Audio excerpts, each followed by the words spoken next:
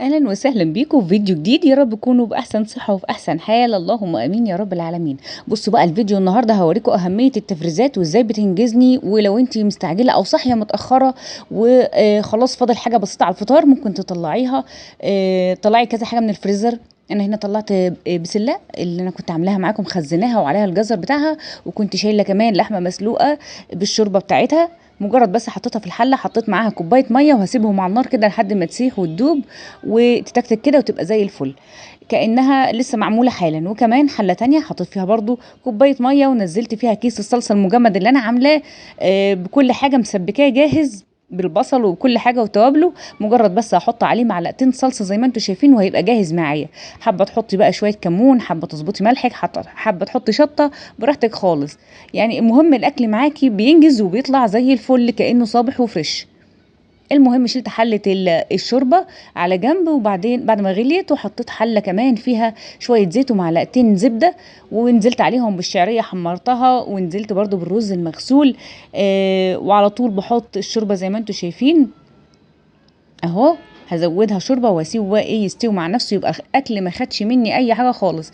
وزي ما انتوا شايفين بعد ما الصلصه اتسبكت شويه حطيت عليها على طول البسله او اي خضار انت عايزاه. حابه بقى انت شايله تورلي، شايله كوسه، بس شايله براحتك خالص.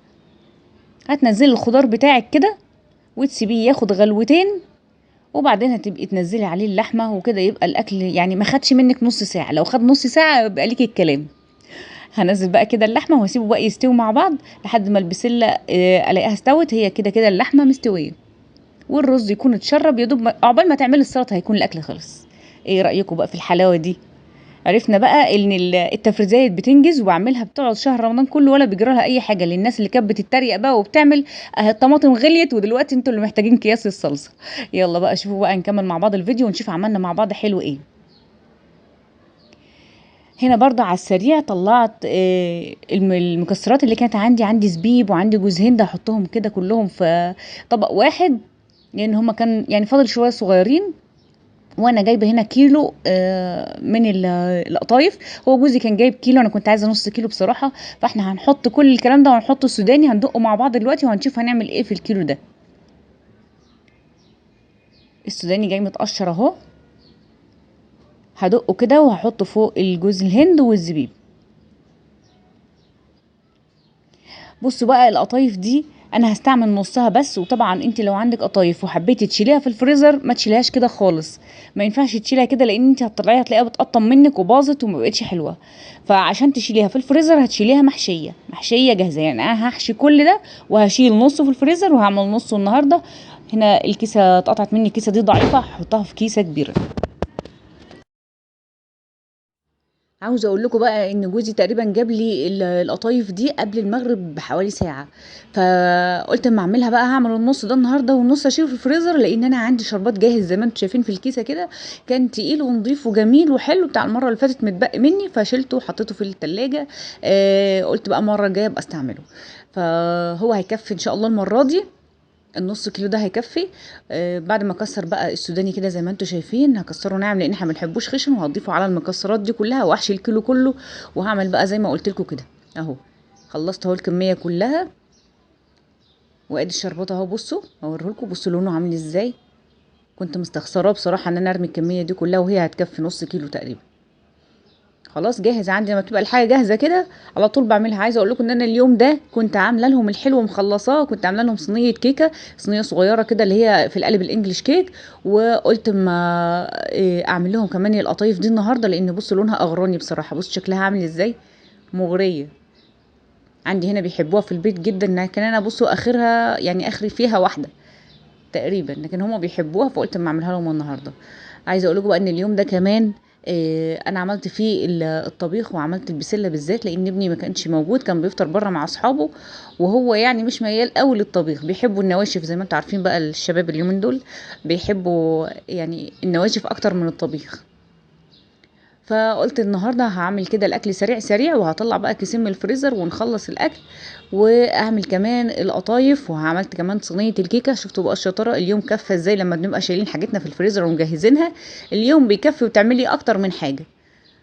تمام. قلبت كده كله مع بعضه. هوريكم بقى انا بحشيها ازاي. بجيب القطايف كده يعني اتني الطرف بتاعها، يعني اخليها عامله زي القرطاس كده، واحط الحشو بتاعي واقفل عليها، واتاكد ان هو مقفول قوي قوي علشان ما يفكش مني في الزيت.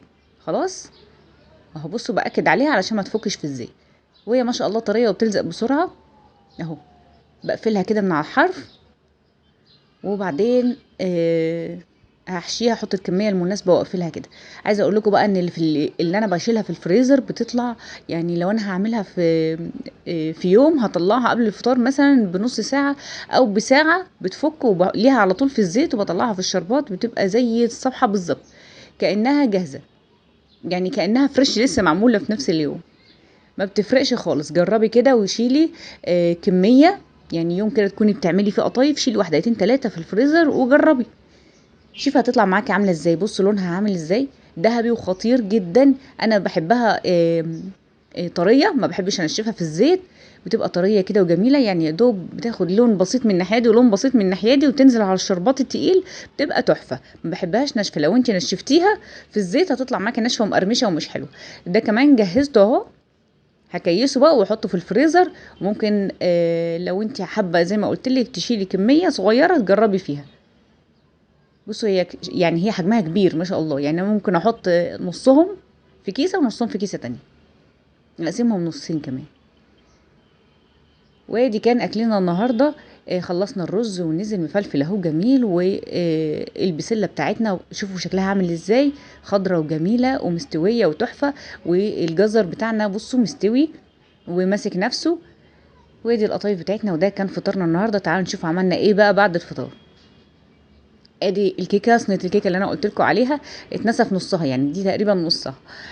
وكمان كنت عامله صينيتين كنافه لحبايبنا واصحابنا، بالف هنا يا رب على قلبهم للي كلها. ولو انت بقى لقيتيني تعبت في الفيديو النهارده، يلا حطي اللايك والشير واشتركي في القناه لو انت اول مره تشوفي فيديوهات عشان يوصلك كل جديد.